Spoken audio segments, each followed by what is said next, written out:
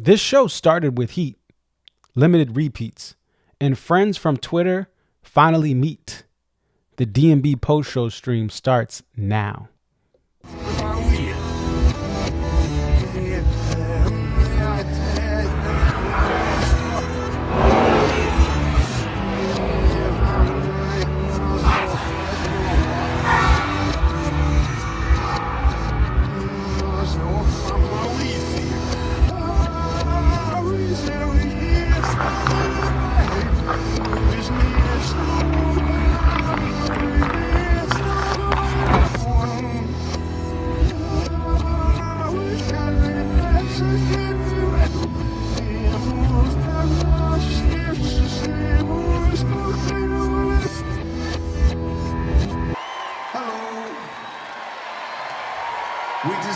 We just slide in a little bit.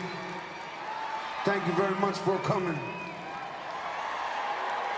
That's Jeff Coffin over there. Out the gate! Out the gate!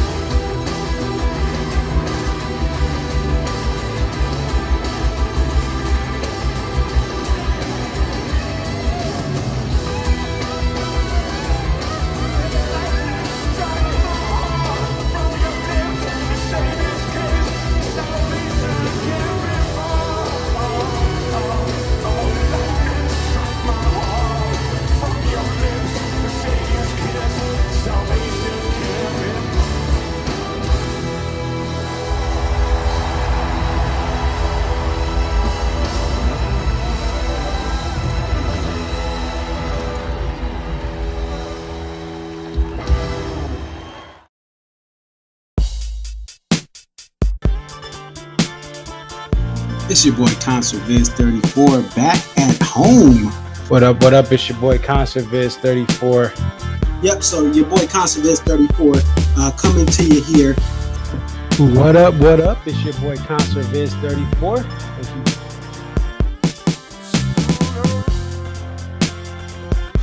Aria. Okay, so this is Aria, and just tell us a little bit about yourself and about your love for the Dave Matthews Band.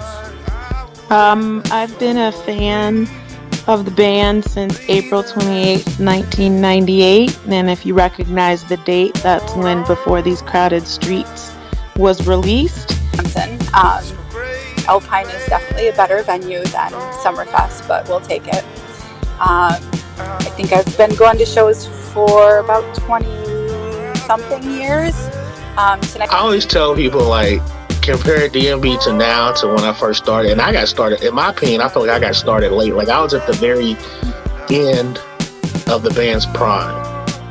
I feel like that 03 to 06 was like the end of the prime. 07, 08 was like, you know, we're at the very end. And then when Roy passed. But Dave really, this is the thing. Dave has put, where Sean has been assigned the quarterback of this team. He is the coach, the play caller. He designs the jams. Dave just shows up and plays whatever he's going to play.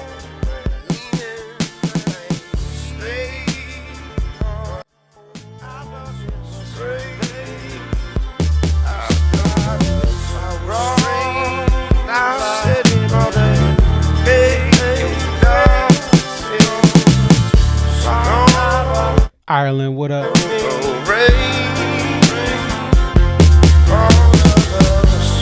Shout out to them Galway guys. Conor McGregor, what up?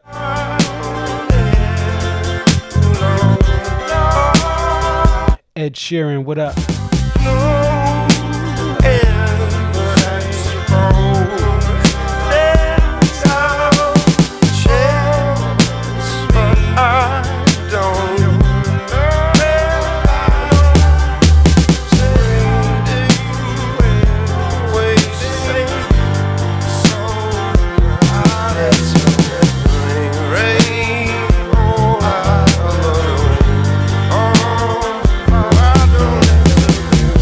Shout out Dublin.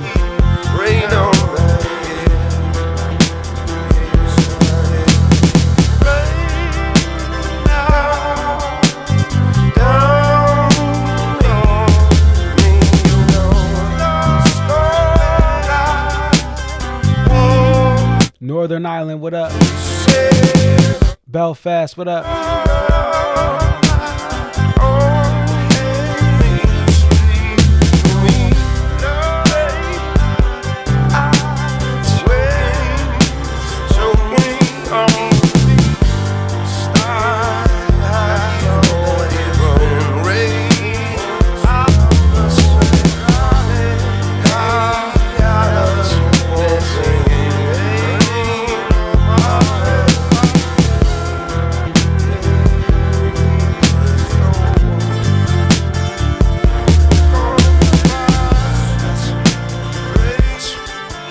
Don't forget to hit that like button.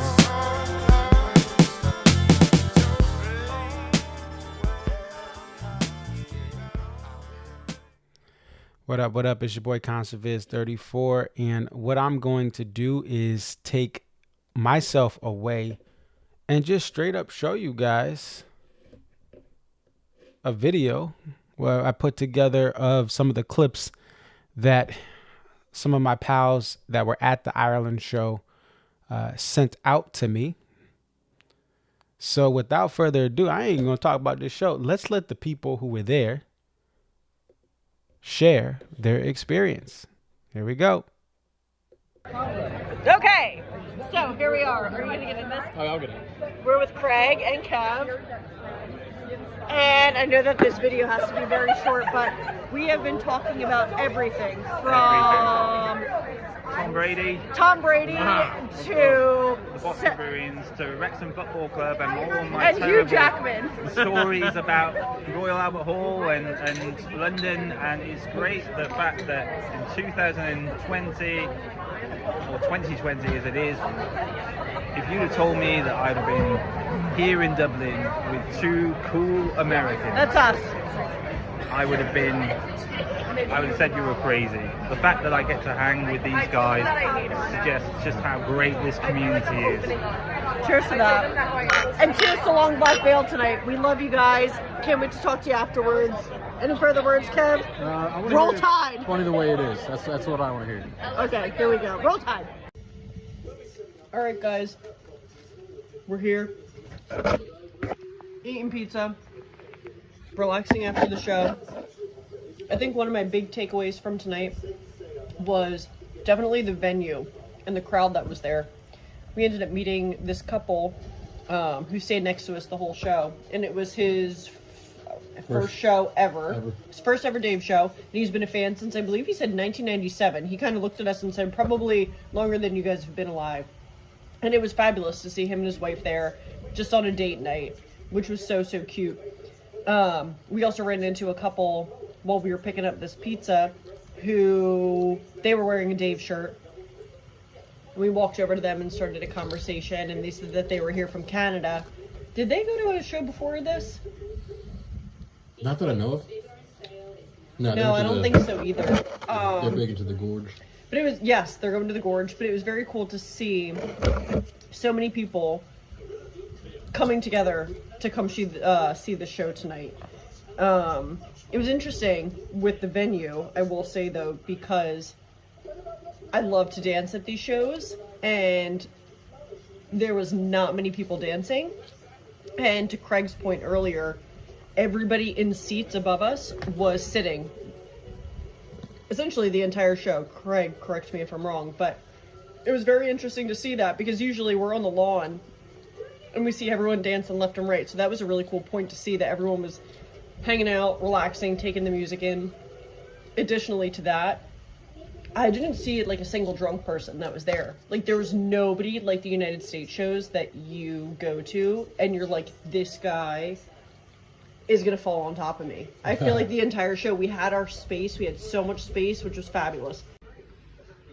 Okay, so music-wise, I think my highlights of the night were The Idea of You, which is a song that I've been waiting to hear live for many years now. That was incredible. And Too Much, that was also awesome. Well, I thought that he was gonna tease Too Much into something else, so I was kind of holding my breath there for a minute. And when he went fully into the song, that was just a complete moment of joy. I will say I'm very surprised though that he didn't play the Chieftains. I thought up and down that he would have played that, and I'm surprised that he didn't. Long Black Veil. The Long Black Veil, yep. But also Why I Am, that was great. I was listening to that. I put that on in the car the other day. I was driving, I think, to get my hair done. I put that on, and I'm like, man, I haven't listened to this song forever. And then he played it the other night, and then he played it tonight, and I was like, this is amazing. I tried to call my dad, but my dad, I don't know where he was, connection didn't work. But that was such a fun little treat, because we were like out near the bars at that point, and I heard that, and we were like, oh my god, this is just incredible.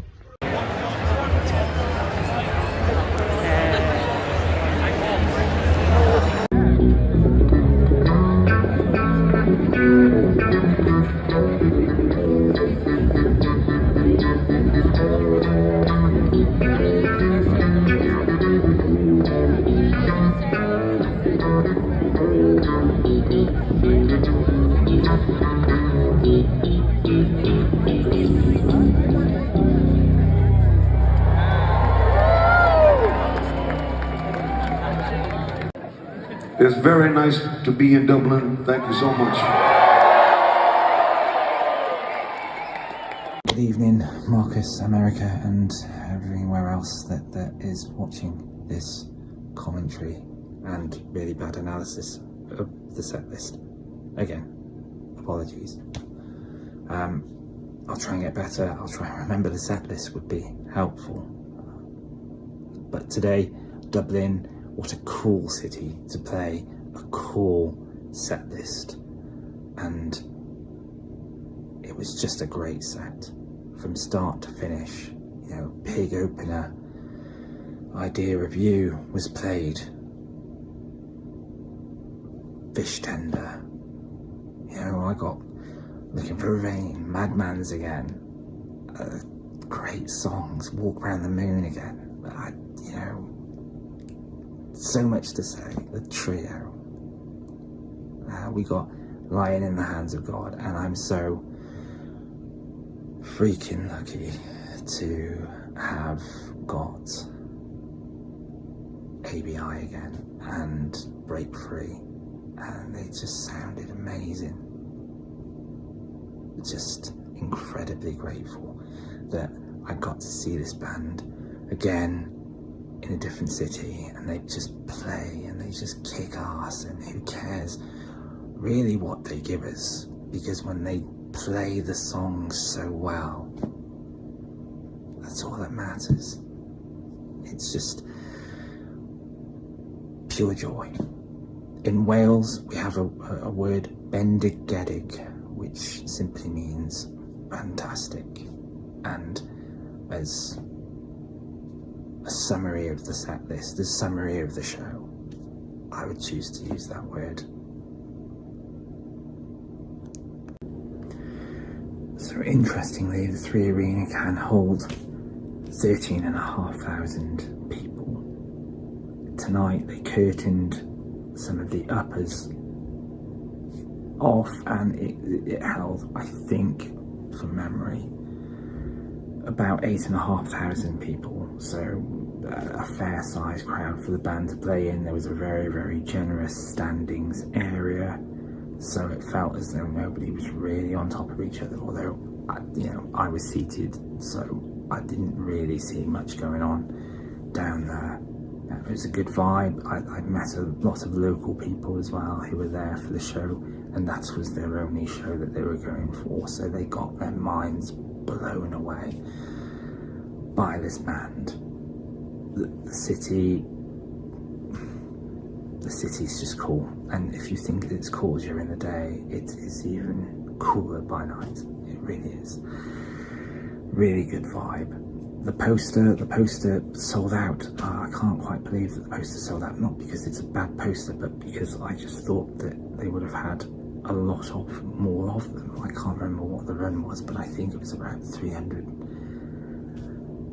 There was a lot of angry, upset Americans when they announced the poster had gone, and even the European tour poster had sold out quite quickly. So, final thoughts on the show. This was an amazing gig. It really was. Fish Tender was just incredible. Lying in the Hands of God, ABI, Break Free, just mind-blowing. I am really grateful for the opportunity to see this band in another country and seeing them kicking ass again. It's just brilliant. And shout out to Kerry and Kev, who I met today, and they are just two of the coolest, nicest Americans that I have ever met, and I hope to share a drink with them again in the future, hopefully on another tour, because if you'd have told me that the universe was going to pull and choose this particular day with this particular band and say you're going to meet these particular cool people, I'd have said the universe was amazing. I'm really humbled to have met them and every other cool American, Canadian, and any other nationality that I've spoken to, and just instantly clicked over this band, because however much sometimes we want to kill each other and we want to hate each other for either jumping the queue or buying extra posters or doing something else that really annoys us, it's this band that connects us. It's this band that makes us smile, and it's this band that brings cool people together. So before I sign off from Dublin, I just want to offer you one moderately interesting fact about the Royal Albert Hall, just because I've got loads of them. And it's a cool way to sign off. Possibly. Probably not. The Royal Albert Hall genuinely held an event called chess boxing, and the only way you could beat your opponent was either by checkmate or knocking him out. Who knew? Genuine fact.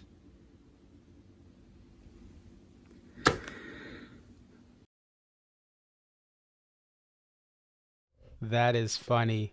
He said if you there was an event where you either could win by getting checkmate in a game of chess or just simply knocking the person out. Thank you, Craig. Thank you, Kevin and Carrie, for sharing us. When I tell you I had the biggest smile when I got the video from Carrie that they had met up. We are a fun, tight-knit Twitter X DMB community, and for some time Carrie had been planning this trip. Obviously Craig was going to make as many shows as possible, and shout out to whoever's babysitting Craig's kids, because he was able to get that done. He's like, I got the babysitter and I'm going to all these shows. It just makes me so happy to see this all unfold, where people are able to connect like this. Craig said, hey man, like I would have never thought this would be possible after the pandemic. So just a very, very cool thing there. Now, I want to touch base with a couple of things here. First is the fact that the first 5 songs, you could even add so much bridge too much if you wanted to. But the first 5 songs of this set list are absolute big boy, big bangers in this fan base. There are many songs people like or don't like. Walk Around the Moon, you could argue, is maybe the weakest of these as far as how much overwhelming majority of people like the songs. But it still is a new song that is fun and cool. But Big Eye Fish, Bartender, Idea of You, and Pig are huge. They're huge songs that typically have an overwhelming positive response by a larger sector of the fan base that you can really get. Many songs, even popular songs, are split. Some fans like them, some fans don't.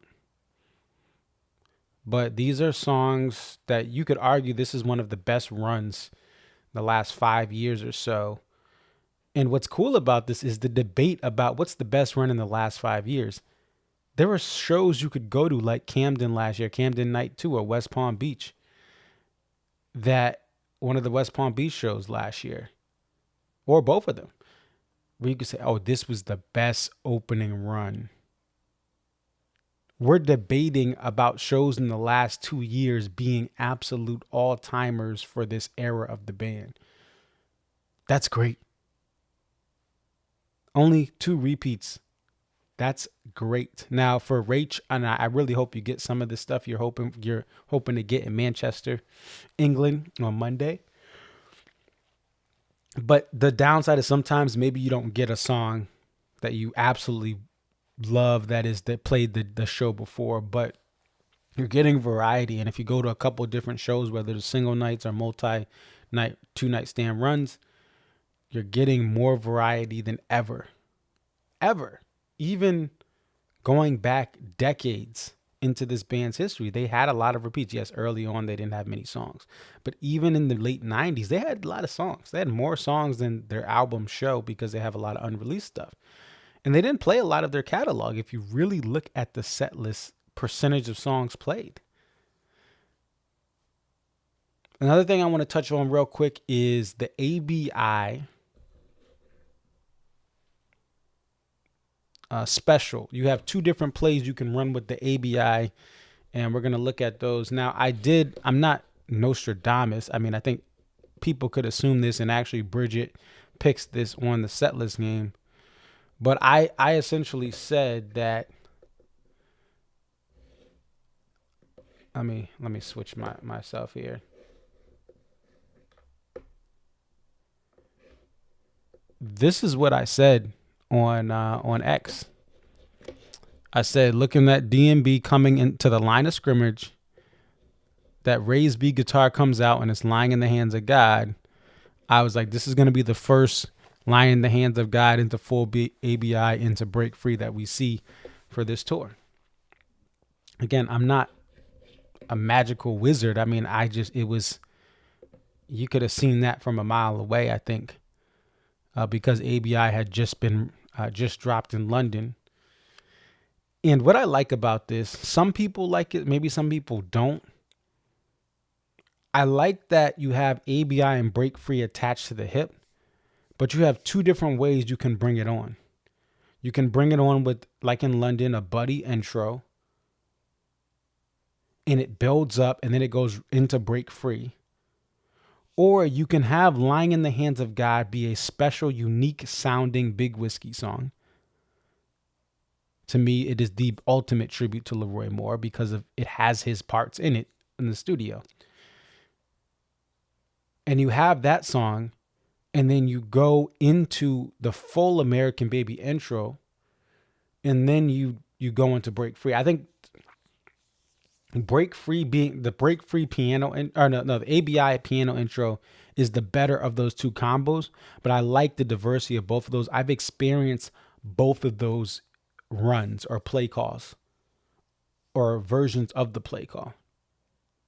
I've experienced in Mohegan Sun, the Lying in the Hands of God, ABI, Break Free. And I also was at the first baritone guitar-led, buddy key intro-led ABI Break Free combo, two-piece combo nugget meal that was at SPAC. And then I got it a couple other times, including, I think Madison Square Garden was one of those examples there. And so I like both of those combos. And last year at the fall tour, getting both of those, right? Going to Mohegan and getting the Lying in the Hands of God combo, and then going to MSG a couple, 2 shows later, I think it was, because it was night 1 of Mohegan, to get that, even though I got ABI and Break Free both of those times, they were unique. And I felt like last year's fall tour, I had so much value going to Mohegan night 1, night 2, right? And then MSG night 2. 0 Jimmy things played in that run. Speaking of Jimmy Thing, I actually love Jimmy Thing in the Warehouse. Brick House is fun. Brick House gets the crowd going. I'm not denying that. And they can still play. The band's going to do what they want to do. But I absolutely love No Covers yet again. I think Let's Dance is a great cover. That should be something that if it is played, I'm fine with that. And in general, listen, the band's going to play what they want to play. I enjoy these shows, but in my opinion, a show like tonight, it doesn't matter what songs were played. If they're all DMB songs, this is great. My friends Lauren and Mark are at a Zac Brown Band show. For context, Zac Brown Band used to have less covers when they first started out. Imagine that. They had less covers, they had less songs, and they had more setlist variety. But they are also a mainstream band, and it seems like they've decided to go another direction. And also, my friends Lauren and Mark are in a rock and a hard place because they don't really like Kenny Chesney. So they're like going to go for this tonight in Charlotte, and then they probably will dip out after Kenny Chesney. Maybe they'll see a little bit and dip. But think about that. Zac Brown Band has more covers. The song quality, you can argue, for Zac Brown Band has not been maintained. And they have more similar set lists. Why would I go to a Zac Brown Band concert? And that's actually why I felt like I missed the boat on Zac Brown Band. I don't like much country, but I love Chris Stapleton. And to be fair, I've seen country because I've been to the Houston Rodeo and seen Luke Bryan and Darius Rucker. It's not like I've avoided. I've given chances, nonetheless, Zach Brown Band has more covers, less setlist variety, and the ticket price is more now than it was 10 years ago. Why would I want to go to a Zach Brown Band show? But for DMB, I'm getting more variety. Despite their success, despite them getting in the Rock and Roll Hall of Fame, they're giving me more variety since the fall of last year. Less covers so far in Europe. And what I get is what I get. But these sets, I'm telling you, these sets, what make me so happy. I feel for the first time in a while that I can show up to a DMB show and just let this band play what they want to play. And I'm going to get the ultimate experience. Now, that's not for everyone. Some people, listen, they could do it. They like the shows no matter what. But there's been flows and shows. And listen, they're human. And they had to try to figure out Walk Around the Moon in June of last year, May of last year. So I understand that. That's why I keep showing up. But these shows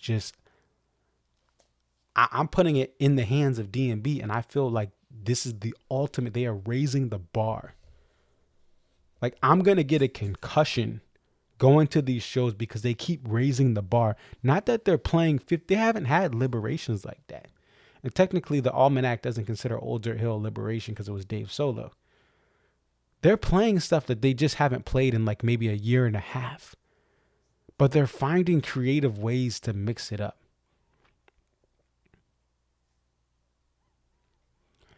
So I'm very happy about that. Let's look at the poster. And I'm going to move myself over so you guys can see the poster again. And here we go. This was a great poster. And they had 300 of these things and it sold out.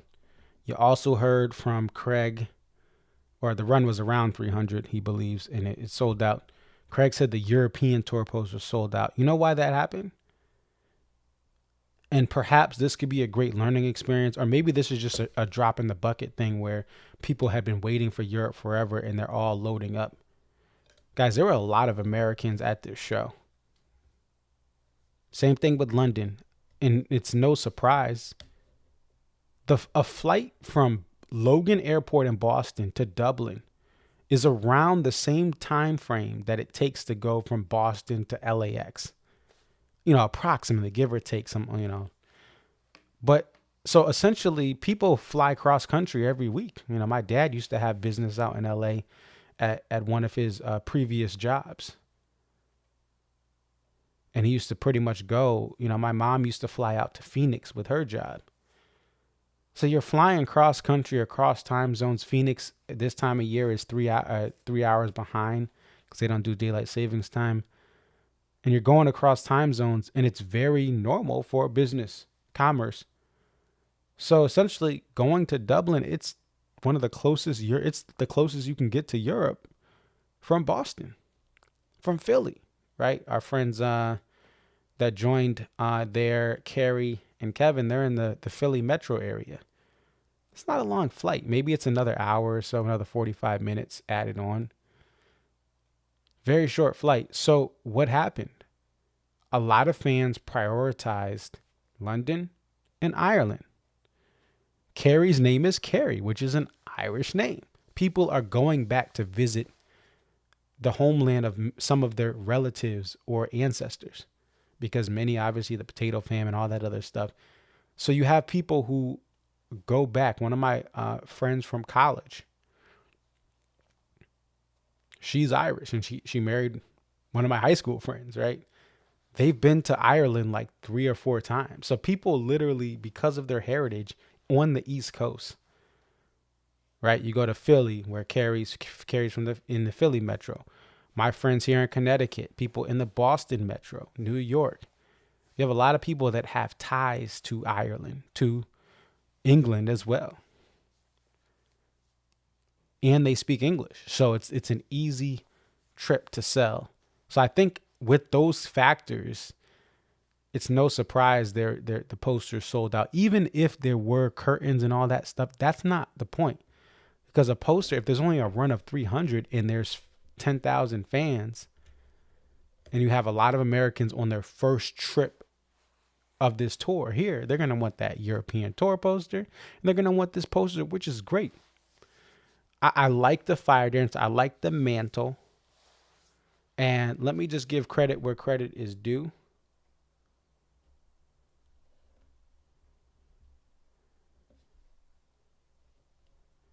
The artist for this, it's part of a studio, right? Let me get over to this here. So it's One Drop Design is the studio at @1_drop_design. Owen Murphy is the artist here. And this is phenomenal. These posters for this tour also have been on another level here. And also the other thing with this poster, obviously it has that stained glass church type of thing, or stained glass idea. And you got the Irish green there, candlelight. And you got the skull there. So this is just a great poster. And speaking of Americans, yet again, I obviously it's a broken record. This fan base has the best fans and the worst fans.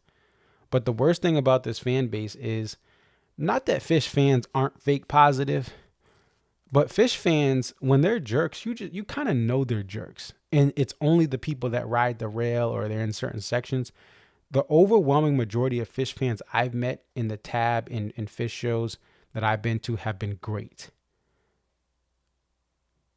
They've been phenomenal. But the ones who are, listen, they ride the rail, they do all that stuff, you kind of know what you're getting. The worst thing about Dave Matthews Band fans is some of them will have this be kind always, no matter, eat, drink, and be merry. And they'll tell people, hey guys, let's all be kind to one another. And the same people who do that, based on reports I got today, like are running through to get to the front to get to the rail. And there's also that ability where, because these are overseas and there's not many European tour stops that come along, you're gonna have staffs that just don't get that you have to literally, because these fans can't behave like adults, you have to literally line them up. You almost have to handcuff them and escort them to where they are in line, like put them in a spot like they're a toddler. And it's not every fan. But there's so many reports that I get from these shows in Europe and even from American shows, and that just, it's sad.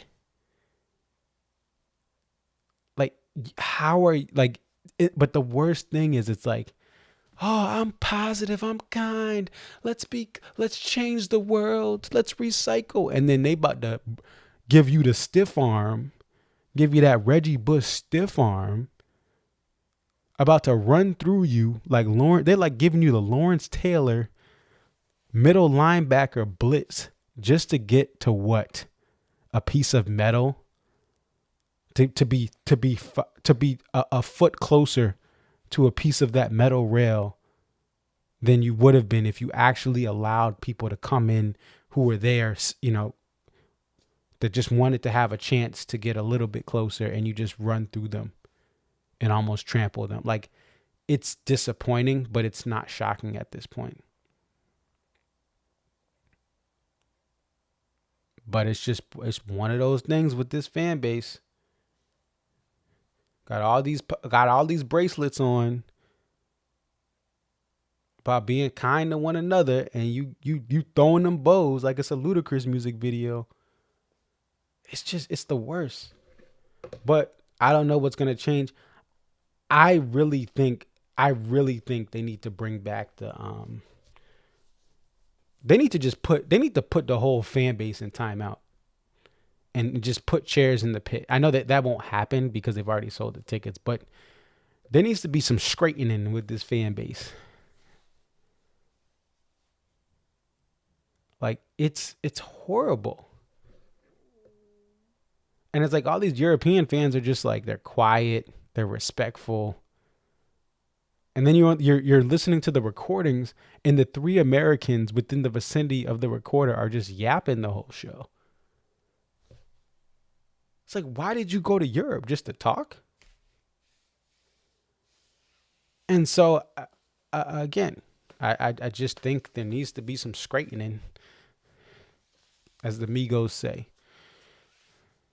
with this fan base, because it's absolutely horrible. Some of the best people I've met are in the D&B fan base, but some of the most passive aggressive, fake positive. I have to be within 6 feet of Dave. It's like the reverse of the 19. I have to be within 6 feet of Dave. Right? Like, guys, get a grip. All right, moving on. I do want to talk about we got Jeff Coffin. Let me pull that up here. See if we can get that. All right.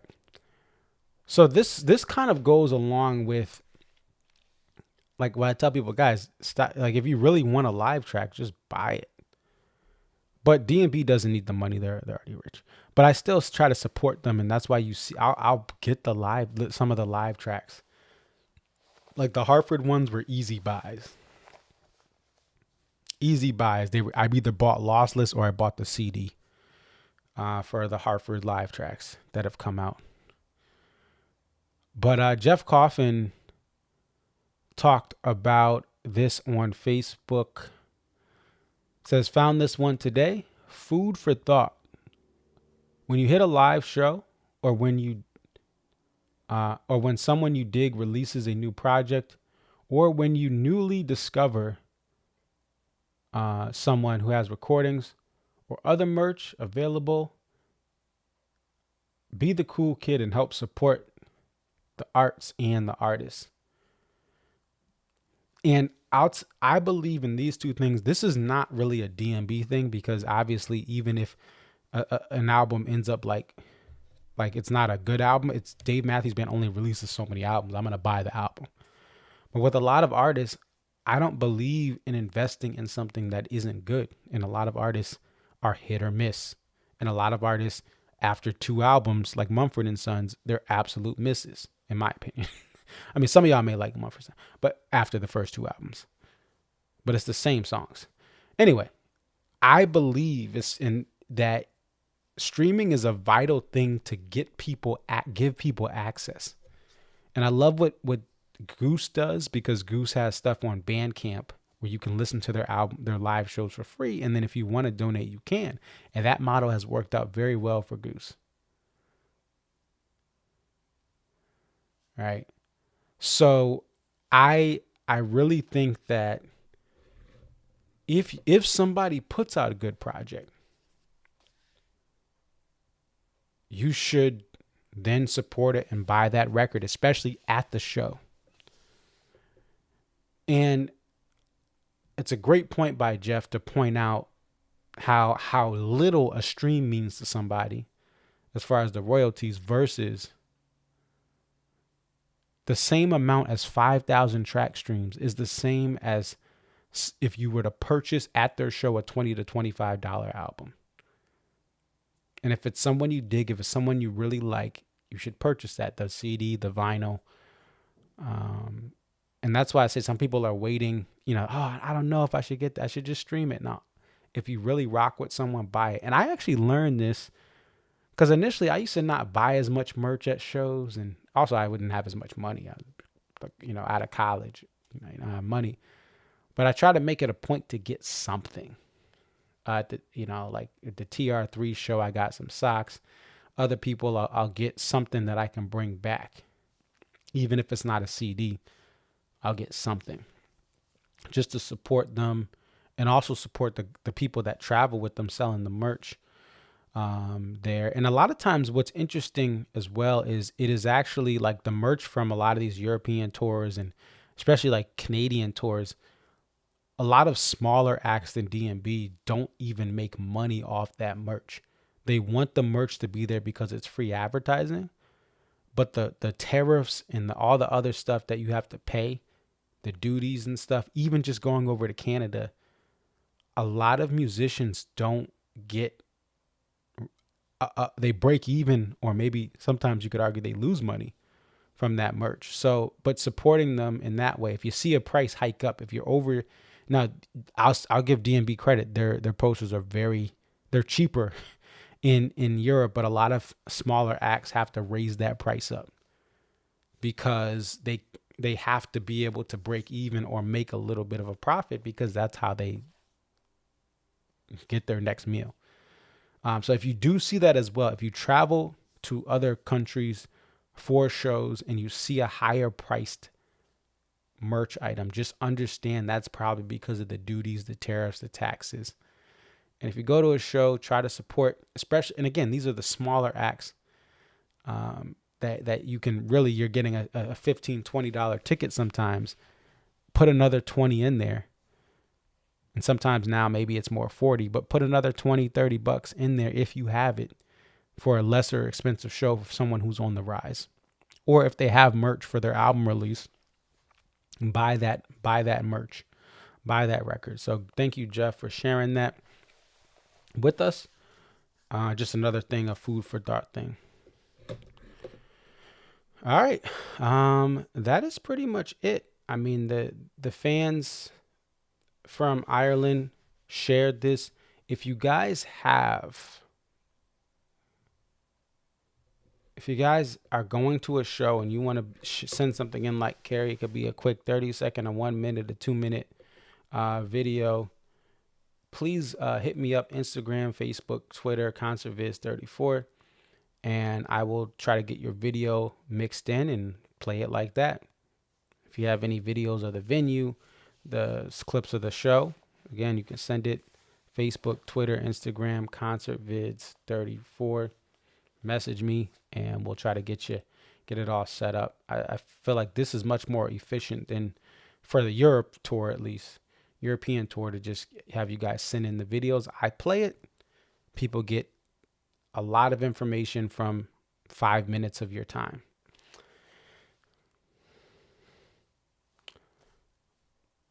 But that is it. Thank you guys for watching. I am going to go to sleep. Yeah. Check out Instagram. I was inspired by Buddy to hop on an organ this morning. So you can see that. But I'm going to get some sleep. I was up literally all night at a special event. Kind of a retreat to help kids grow and learn in my church. And so I was up literally all night and then fell asleep at like 10 o'clock this morning, woke up for the show and back to do this post-show stream, and now back to bed. But thank you guys for watching. We'll close this one out with another song that was one of those special unreleased DMB songs that has not really made its way to 2024, but we'll see. We'll see what happens, especially when they get stateside. It's your boy ConcertViz34. Thank you for watching. Free Dodo. Hit the like button, comment, subscribe. And I'll see you guys next week. I will see you guys next week. Stay tuned. Peace.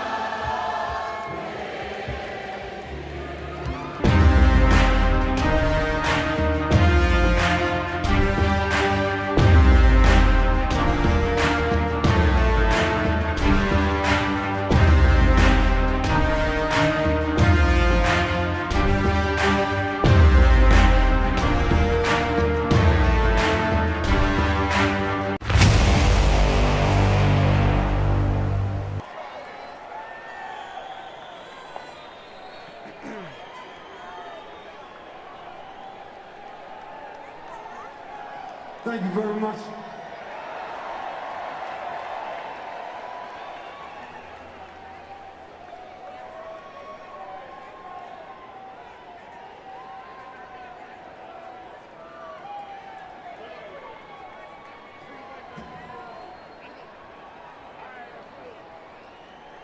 Thank you very much.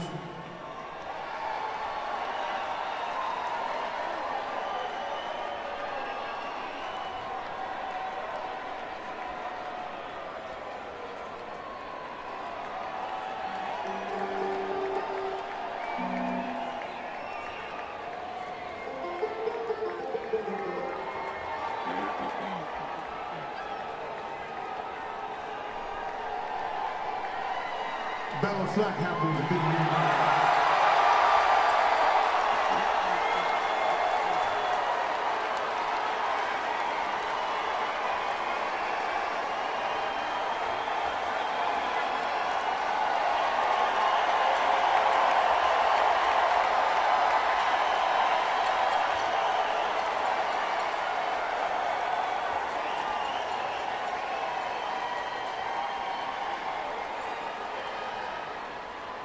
So we thought the best thing to do would be to start off by playing a song that